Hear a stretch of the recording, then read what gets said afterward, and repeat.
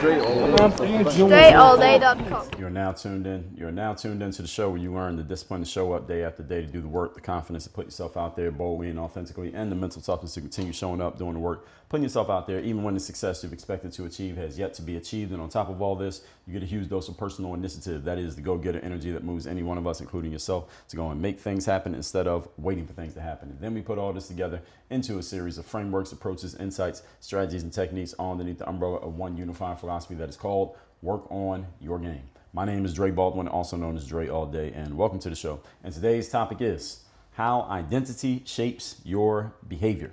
Now, where this episode is coming from is as I've been talking to you all about AI, and I've been using an AI app many of you are familiar with called ChatGPT, and I was in the midst of getting some information from GPT on a certain topic around identity, and I wasn't even planning on using it for this show that you are listening to right here. But in the process of that conversation, I went and asked it about, I was asking about other things. Some things were coming up that got me curious. So I just asked it out of, I guess, a bit of perversity, but also just to find out what it was going to say.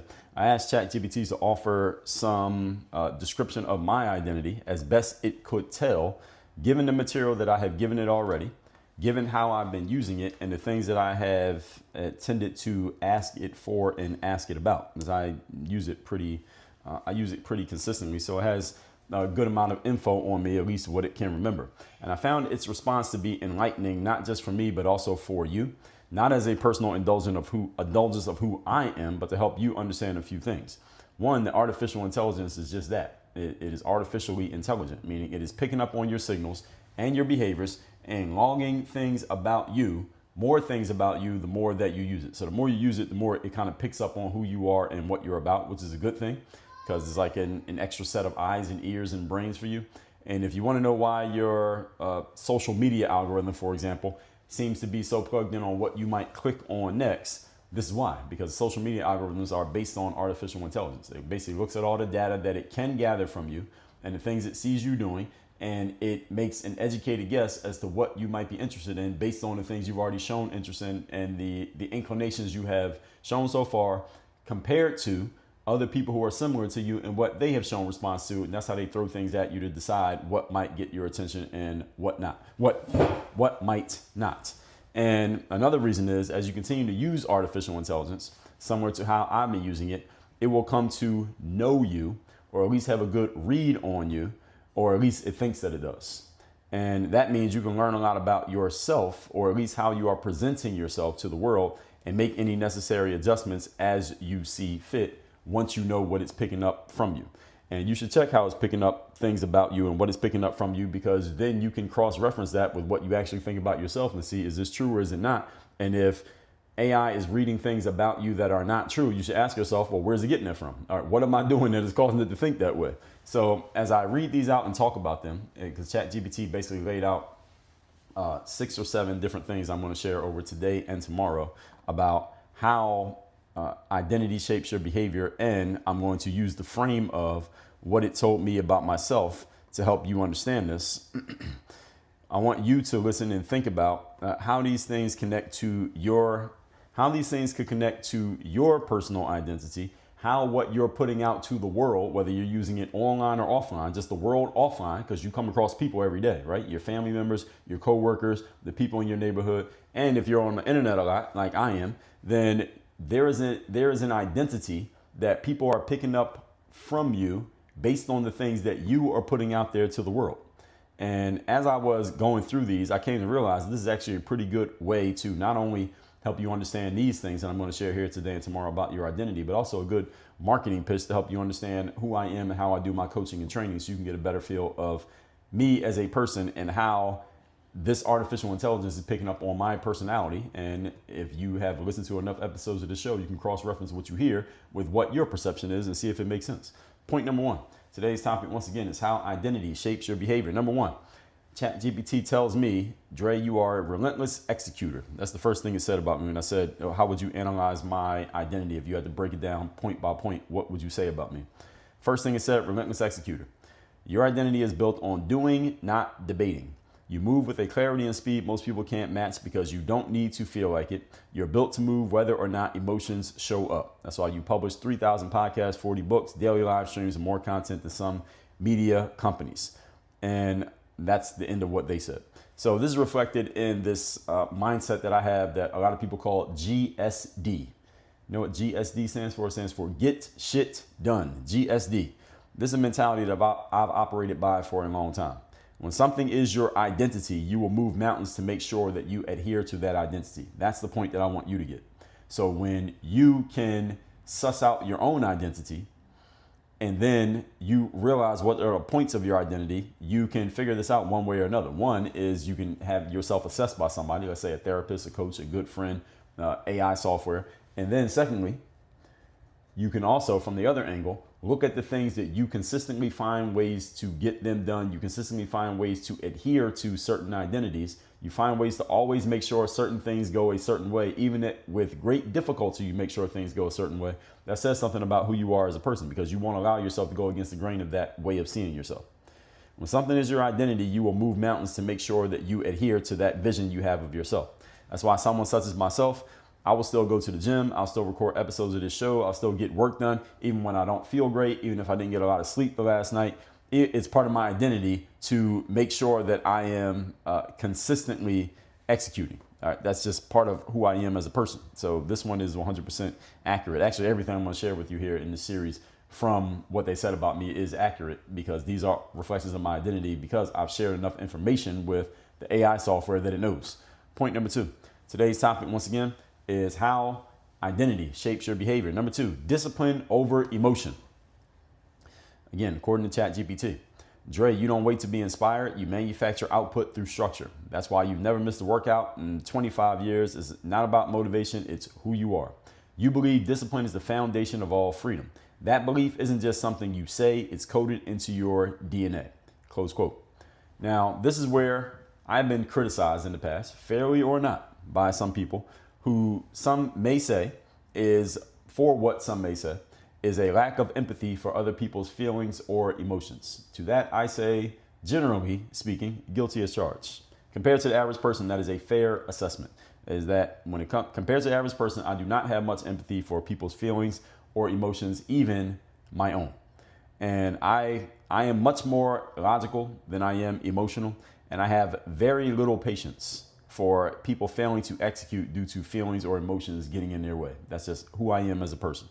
And it doesn't mean that I don't have feelings or emotions. Now, I've talked about this many times, is that I do and I teach people to take those feelings and emotions and channel the energy from them into the direction in which you want them to go so you can do what you want to get done. And again, it doesn't mean not having them, it just means you learn to channel them and direct them so that they are not directing you. And I've preached that to audiences for years. And rather than letting them control you, you control them.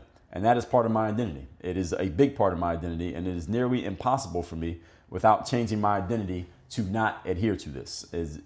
There is very little chance that I will allow a feeling or emotion to stop me from execution. Now, if there's something physically in the way of me executing, like if I have some kind of sickness and I can't get out of bed, then I might not make it to the gym. But I would have to have that kind of sickness and not be able to get out of bed to not make it to the gym. But not because I don't feel good or because I'm upset about something or some tragedy happened yesterday. That's not going to stop me from doing what I need to do. I'm still going to do my job.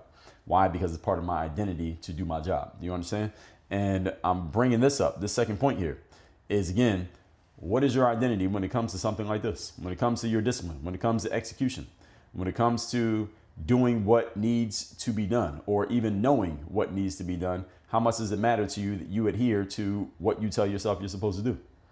This is all connected to your identity. And the better you know what your identity is, the better you can adjust if necessary, or you can lean in. All right, I don't like this part of my identity. This is holding me back in this area, this area, and this area. Okay, what can I do to make adjustments so that it's not holding me back? Or I like this part of my identity. I actually want to make this more of my identity. What else do I need to do so I can go even further into this? How can I jump even deeper into this pool? So this is why it's good to have this self-assessment.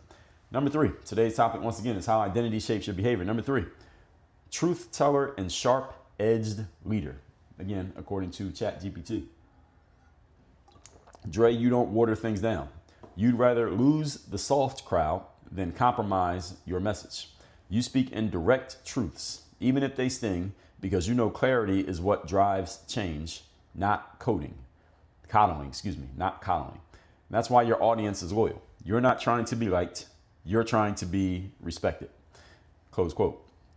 Now, this also tethers to the way that I communicate with myself, and not only just with others, is that I like to get to the bottom line of what actually is. I like to get straight to the point. I don't really like fluff around conversations. I don't like a lot of pomp and circumstance. Let's just get to the point of what it is that you want to say. And I communicate with myself this way, the same way I communicate with others. And I don't say anything to you all in my audience that I don't say to individual people who I work with, and I don't say anything to individuals or to audiences that I don't also say to myself. Actually, I say it to myself in even more clear, more direct, and maybe more vulgar or explicit terms than even I say to a general audience, because I'm in some ways I wouldn't even say editing, but I'm trying to tailor my message to make sure I can reach as many people as I know I have in my audience. I know I have a diverse audience. So there are certain things that I say them in a way that I want to make sure everybody gets it. Not to go to speak past certain people in some ways, if you understand what I'm saying. So if I tell myself, if I tell someone else, keep showing up and keep going and do your job and do it every day, even when you don't feel like doing your job, understand that's the same thing I tell myself to do. And it's imperative that if you're going to be in integrity with others, you must be in integrity with yourself. Integrity simply means that you are doing everything that you say you do, and that you are living out everything that you say you're about. You're actually about it.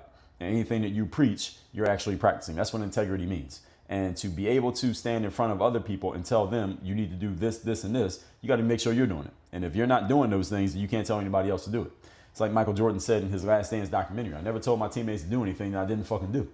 And that was the episode where a lot of the storyline was about how much of a jerk Michael was and how he would push his teammates and yell at them and cajole them and basically move them to be better than they had ever been on their own, because they had the relentless pressure of him breathing down their neck every day to be the best players that they could be. And his explanation for that was, hey, I want to win the championship, and I understood to win the championship, I couldn't just do it all by myself. I tried that and it didn't work. So I need to get these guys to be on my level mentally and focus wise, not necessarily have my talent. That was pretty much be impossible, but I wanted to get them on my level mentally and focus wise so that we had the best chance of winning the championship.